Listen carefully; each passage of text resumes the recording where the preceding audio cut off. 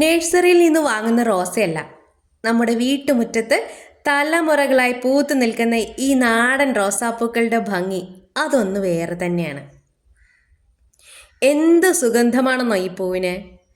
നമ്മളെ അട്രാക്റ്റ് ചെയ്യുന്ന ഒരു സുഖമുള്ള സുഗന്ധമെന്ന് പറയാം.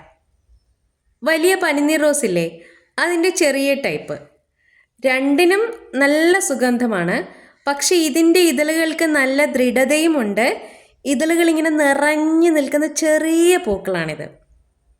സാധാരണ ഗ്രാഫ്റ്റ് ചെയ്ത റോസുകളെ അപേക്ഷിച്ച് ഇത് ഓൺ റൂട്ടഡ് ആണ്. അതായത് സ്വന്തം വേരുകളിൽ നിന്ന് വളരുന്നതിനാൽ ഇവയ്ക്ക് നല്ല കരുത്തും ഒത്തിരി കാലം നിലനിൽക്കാനും കഴിയും. വർഷം മുഴുവനും തുടർച്ചയായിട്ട് പൂക്കളും വിരിയും.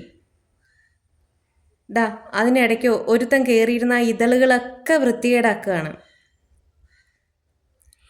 ഈ കുഞ്ഞൻ പൂക്കളെ പൂജയ്ക്ക് മാത്രമല്ല, പനിനീരുണ്ടാക്കാനും കുങ്കുമത്തിനും ഒക്കെ ഉപയോഗിക്കുന്നുണ്ട്.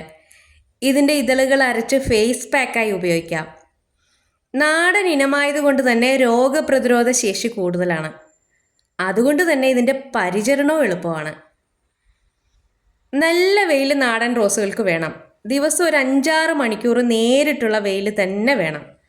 വെള്ളം കെട്ടിക്കിടക്കാത്ത മണ്ണായിരിക്കണം. മണ്ണ് ഡ്രൈ ആകുന്നതിന് മുൻപ് നനച്ചും കൊടുക്കണം. കേരളത്തിലെ വീടുകളിലെ ഏറെ ജനപ്രിയമായ മറ്റൊരു നാടൻ റോസാണിത്.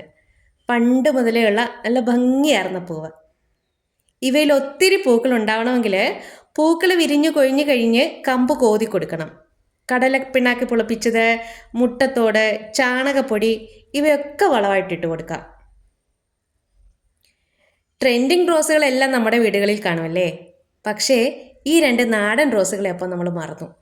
ശരിയല്ലേ? വീഡിയോ ഇഷ്ടമായാൽ ഒരു ലൈക്ക്.